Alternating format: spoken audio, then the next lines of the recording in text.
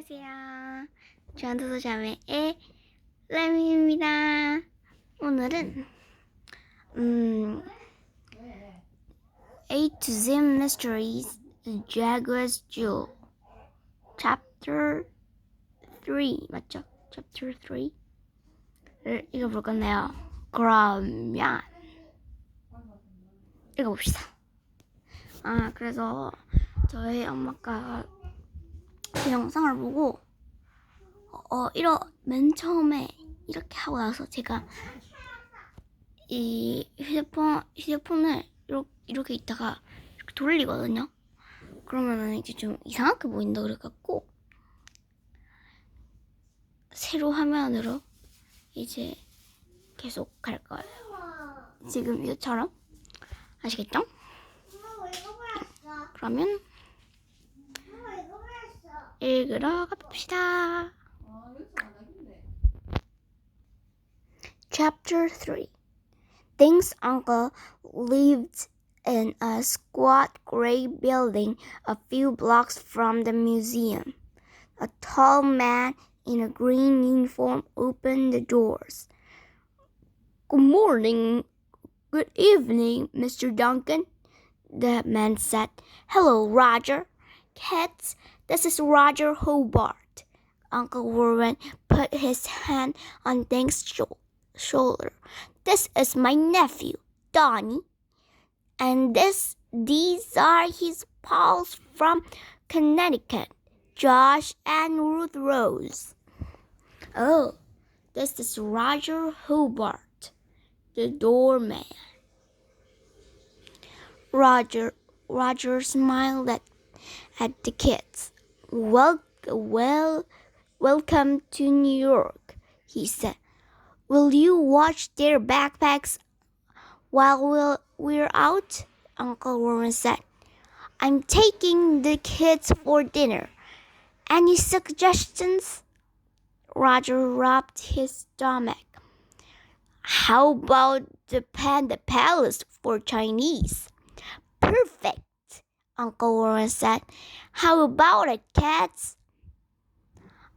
I've never eaten Chinese food, Josh said. What's it like? Delicious. And there are about a million choices on the menu, Roger said. All right, Josh said. I'm game. Thanks, said. Me too, Ruth Rose said. Can we eat with chopsticks? Uncle Warren laughed. Of course. They walked to a street called Broadway. The wide sidewalks were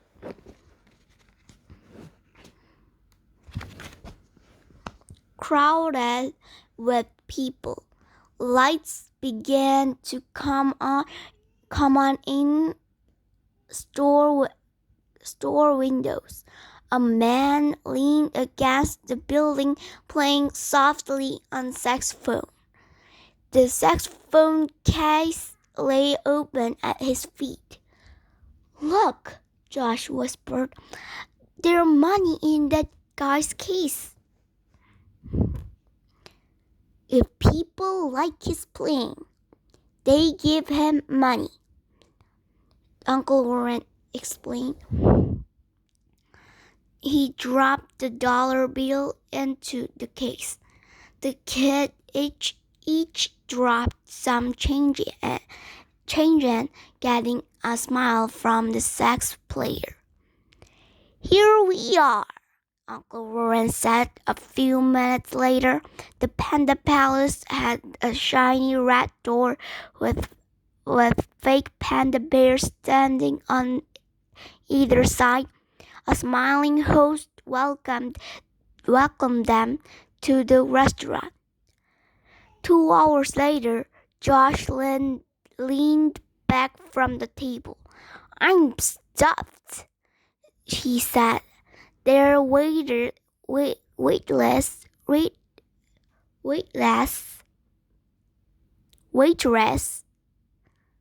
brought the bill and placed a fortune cookie in front of each of them. Inside these cookies, you'll find a slip of paper telling your fortune. Uncle Warren said, some people think that if you eat the cookie, your fortune will come true. Can I save mine till later? Think. Oh, the sax player. And Josh, Ruth Rose think Uncle Warren. And money. Yeah. Money. Sax player. Ooh. That's cool.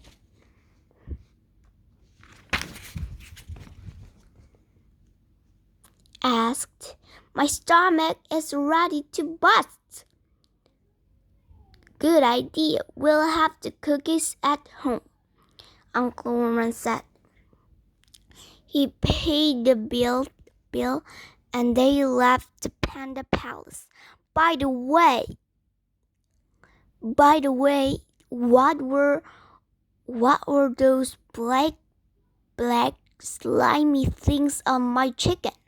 Josh asked as they walked along Broadway. Seaweed, Dink said. No way! Donnie is right, Uncle Warren said, but seaweed is good for you. Good for fish, maybe, Josh said. It started to rain, so they walked quickly. At the apartment, Roger handed them their backpacks.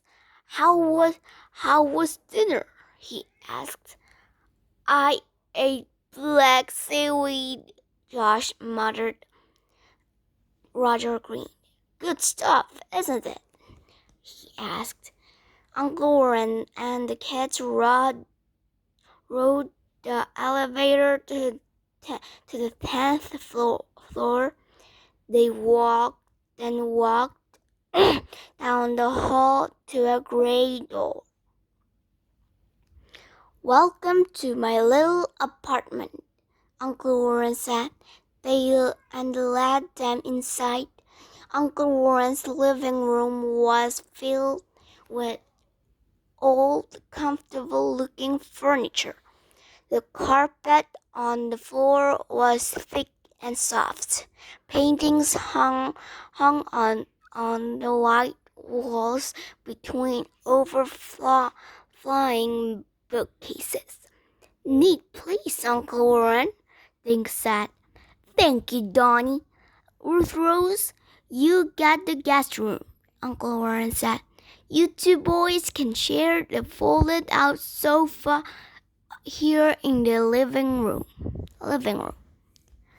When they were all in their pajamas, they gathered around the dining room table to open their fortune cookies. The oldest gets to read it first, Uncle Warren said, cracking open his cookie.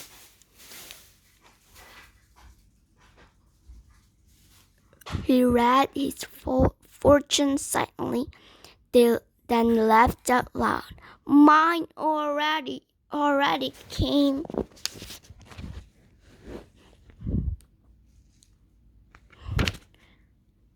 True. It says that I will meet nice people today, and I have. Me next, Josh said. He broke open his cookie and pulled out thin paper. He read out loud, Strange food will please you. Josh made a face. I already ate seaweed, he said. I can't wait to see what's next. My turn, Ruth Rose said. She ate her cookie and looked at the fortune inside. Oh boy, this says I'll find treasure in unexpected places. Your turn, nephew, Ding's uncle said. Then it's too bad for all of us. We have a busy day tomorrow. Ding cracked open his cookie and read his fortune to himself. I don't get it, he said. Out loud, Dink, Josh said. Dink read, your eyes will play tricks on you. His uncle smiled. Right now, your eyes look pretty sleepy, nephew. Off to slumberland. After breakfast the next morning, Uncle Warren and the kids walked back to the museum. It was still raining, so they huddled under two umbrellas. They left the dripping umbrellas on the small landing at the top of the stairs. Another wet umbrella already stood in the umbrella stand. Uncle Warren opened the door and they walked into his office. A man greeted them just inside the door. Ah, James, you're here, Dink's uncle said. Kids, this is James Bright, my assistant. James, this is my nephew, Donnie Duncan. And his friends, Josh and Ruth Rose. James Pride smiled at the kids. Has Warren taken you sightseeing? He asked. Not yet, Uncle Warren said, but I promised them a buggy ride through Central Park when the rain stops. James tapped the wooden crate. I'll leave this to you, Warren, he said. My daughter loved the zoo, but now I'm behind on paperwork. He walked into his office and closed the door. Just then, there was a knock on the outer office door. Uncle Warren opened it to a man in a wet raincoat. I'm Dr. Jeremy Pitts, the man said. I believe Mr. Duncan is expecting me. Indeed I am, Dr. Pitts, Dink's uncle said. He shook the man's hand. Come in and dry off. Care for some tea? No, thank you. I had breakfast at my hotel, Dr. Pitts said. He glanced around the office, then walked over to the large crate. I see the treasure have arrived. Yes, the box came yesterday, Dink's uncle said. Hang up your wet things and I'll get to work. Once more, Dink's Uncle Warren pried off the crate's lid. He lifted each piece from the crate and handed it to Dr. Pitts, who carefully removed the wrappings. Using a special magnifying glass, he examined each item, then checked it off a list. The kids helped by rewrapping the treasures. There were several more gold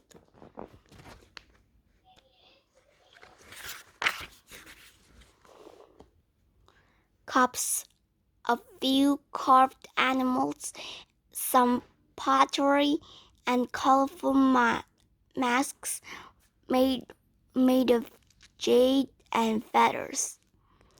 This all looks in fine condition, Dr. Pitt said. He glanced at his list.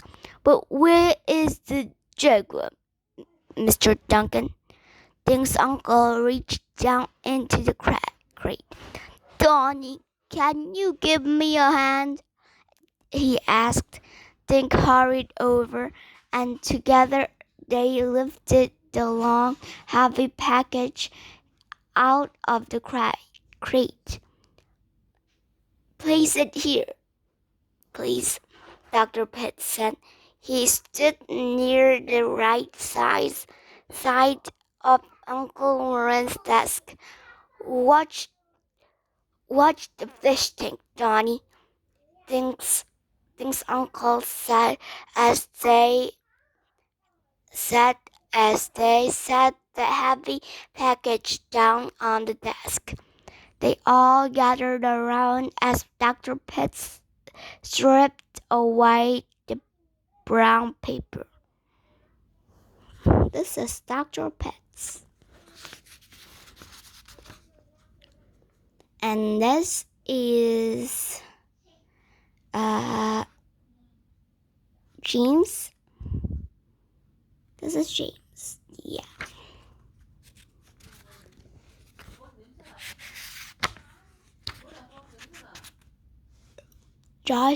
Josh let out a gasp as the plastic bubble wrap was removed. The jaguar was solid gold. It was lying down, staring out of ruby eyes. Between its front paws was an emerald the size of a golf ball. The green jewel blazed under the office lights. Isn't it spectacular, kids? Uncle Warren said. What workmanship! Dr. Pitt wiped his hands on the handkerchief. Then he stroked the golden cat, feeling each curve and muscle. What's this, Jewel? He said suddenly, bending over to the jewel. Something wrong? Dink's uncle said. Dr. Pitt peering through his magnifying glass at the jewel. A minute later, he raised his head and looked at Dink's uncle. Sir, this stone is fake. OMG. My God. 네. 그러면 나중에 또 4 chapter으로 나오겠습니다. 안녕.